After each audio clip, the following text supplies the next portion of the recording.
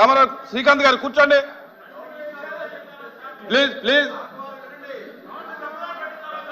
అధ్యక్ష please please. అధ్యక్ష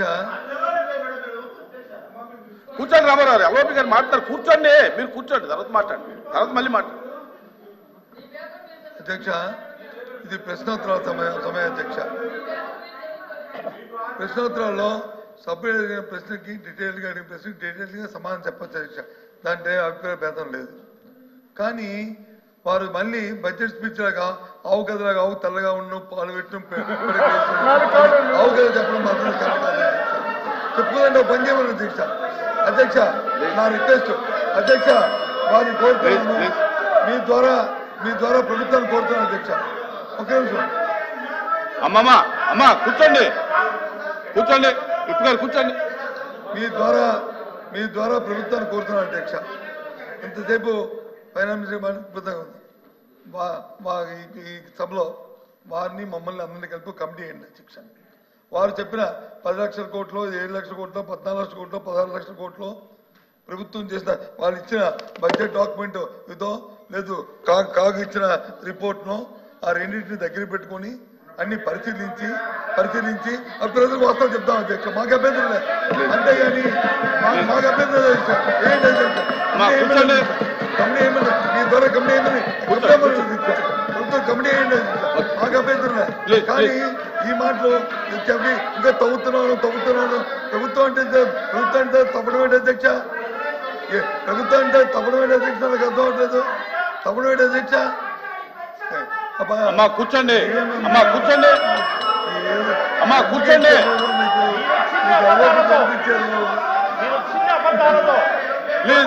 కూర్చోండి ప్లీజ్ కూర్చోండి. ఎల్ఓపి గారు మీరే సమయం పాటించ పోయి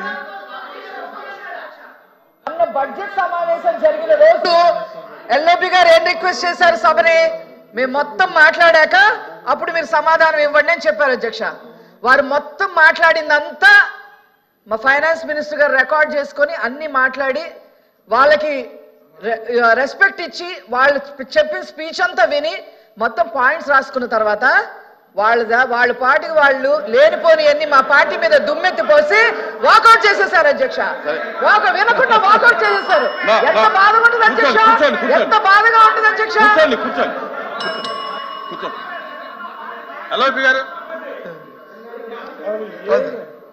అంటే నాకు అర్థం అవుతుంది అధ్యక్ష.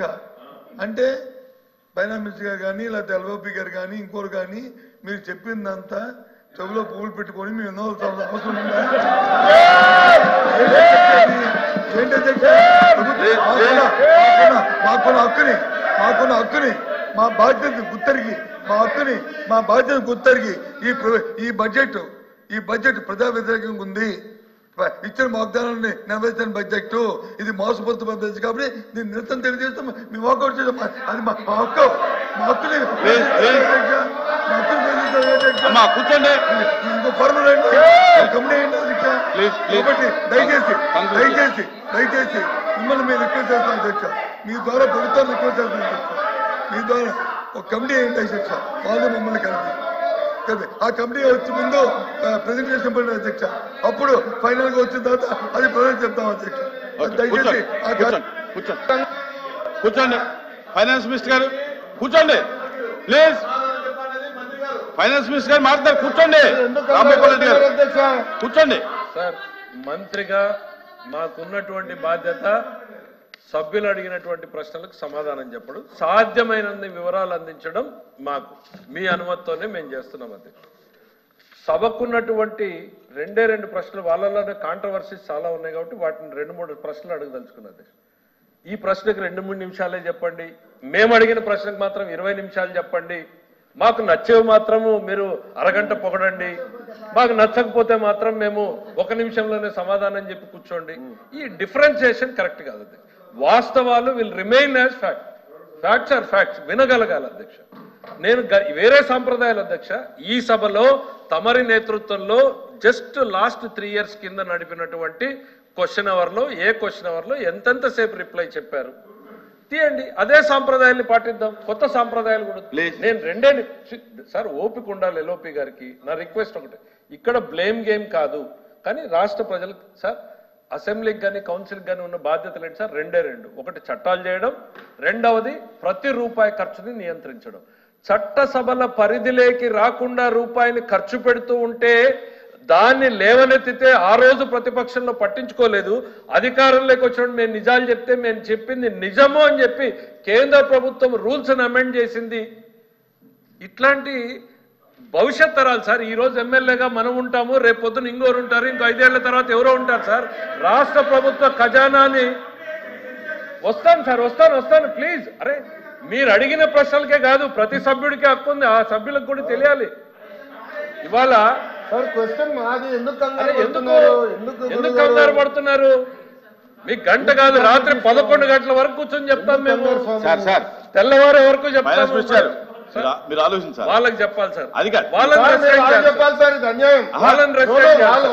వాళ్ళకి చెప్తాం, మీకు చెప్తాం. అది కాదు, ఇది ప్రశ్నోత్తరాల సమయం కాబట్టి బ్రీఫ్ చేయమని అడుగుతున్నాం. అది వాళ్ళ క్వశ్చన్ కి ఎక్కువ టైం, మా క్వశ్చన్ అధ్యక్ష. ఎవరికైనా ఒకటే, ఎవరికైనా ఒకటే కండిషన్ పెట్టండి. ఒక విషయం అండి, వాళ్ళు వేరు మీరు వేరు అనేది కాదు, అందరూ సభ్యులే.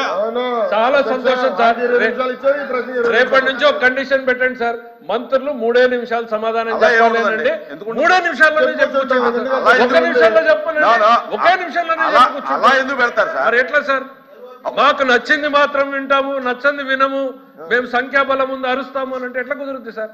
సార్ నేను ఒకటే మళ్ళీ రిపీట్ చేసేది ఒకటే సార్. నేను కన్క్లూడ్ చేసే ముందు రిపీట్ చేయాలనుకుంటున్నటువంటిది ఒకటే సార్. ఈ రాష్ట్ర అరే దయచేసి సమన్వయం పాటించాలి. ఎందుకు సభ జరగలేమండి? నా ఇది బ్యాడ్ ప్రాక్టీస్. మంత్రి గారు చెప్పండి. కూర్చోండి, దయచేసి కూర్చోండి. ఇప్పుడు వాళ్ళు మాట్లాడుతుంటే మీరు మాట్లాడితే వాళ్ళకి మీకు తేడా ఏం లేదు కదా. ఏముంది మీరు అడగటానికి ఎలాగా? కూర్చోండి. గౌరవ సభ్యుడు అడిగిన దానికి రిప్లై చెప్తున్నాను సార్. నేను మళ్ళీ కూడా చెప్పేది ఒకటి, కమిటీలు కూడా చెప్తాను సార్, వినే ఓపుకుండాలి. నేను అడిగింది ఒక్కటే, ఈ రాష్ట్ర ప్రభుత్వానికి తెలియకుండా రూపాయి ఖర్చు పెట్టారు. ఎట్లా ఖర్చు పెట్టారు అధ్యక్ష? 25 సంవత్సరాల భవిష్యత్ ఆదాయాన్ని ఎస్క్రూ చేశారు అధ్యక్ష. అంటే శాసనసభకు రాకుండా నేరుగా పోయేటట్టు చేస్తే అధ్యక్ష, రేపొద్దున గెలిచే ఎమ్మెల్యేలు సభలో కూర్చుని ఏ బడ్జెట్ ఆమోదించాలి అధ్యక్ష? ఈ ప్రభుత్వం కూడా అనుకోండి 3 లక్షల కోట్ల రూపాయలని సేమ్ పాలసీ అవలంబించామనుకోండి, రేపొద్దున ఎమ్మెల్యేలుగా గెలిచే వాళ్ళకి చట్టసభలకి ఇంకా ఏమాత్రం విలువ లేదు అధ్యక్ష. ఇట్స్ ఎ బ్యాడ్ ప్రాక్టీస్ అనేటువంటిది ఆ రోజు చెప్పాము. బ్యాడ్ కాదు, రాజ్యాంగ విరుద్ధం అనేది మేము చెప్పింది నిజం అని చెప్పి కేంద్రం సవరణలు తీసుకొచ్చింది. ఇది వాస్తవం అధ్యక్ష, దిస్ అ ఫ్యాక్ట్. ఇంకా కమిటీ వెళ్ళి చట్టాన్ని చదువుకోవాలనుకుంటే నేను ఒక పని చేస్తాను అధ్యక్ష, వాళ్ళకి ఇంట్రెస్ట్ ఎవరన్నా ఉంటే రమ్మనండి, డాక్యుమెంట్స్ ఇస్తాను. కమిటీల గురించి వస్తే రేపో ఎల్లుండో అవతల ఎల్లుండో మనకు 3 ఫైనాన్షియల్ కమిటీస్ ఉన్నాయి, స్టాట్యూటరీ కమిటీస్ ఉన్నాయి, పిఏసి ఉంది, పిఓసి ఉంది, లేకపోతే ఎస్టిమేట్స్ కమిటీ ఉన్నాయి, మిగిలిన కమిటీలు పడతాయి. డిస్కస్ చేయండి. ఎవరొద్దన్నారు? కమిటీలకు ముందు యు ఆర్ ఎంటైటిల్డ్. సభ్యులుగా మీకు హక్కు ఉంది. ఆ రోజు పిఓసిగా సింగిల్ మెంబర్ గా ఉన్న నేను అడిగితే నా కోఆపరేట్ ఆ రోజు ప్రభుత్వం చేయలే. కానీ హియర్ ఆర్థిక శాఖ మంత్రిగా నేను చెప్తున్నా, ఈ ప్రభుత్వం ట్రాన్స్పరెంట్ గా ఉంటాం. ఈ చట్టసభలు అడిగేటువంటి సమాచారాన్ని కమిటీలకు అందించి తీరుతాం మేము. ఎందుకు మీరు అంత ఉలికి పడతారు? We are not here for a blame game. మా లోకేష్ గారు కానీ మా ముఖ్యమంత్రి గారు కానీ ఒకటే చెప్పారు, గత ప్రభుత్వ విధానాల్ని తిట్టడమో తప్పు పట్టడమో కాదు, కరెక్టా కాదో చూడండి, కరెక్ట్ అయితే కంటిన్యూ చేయండి, లేదంటే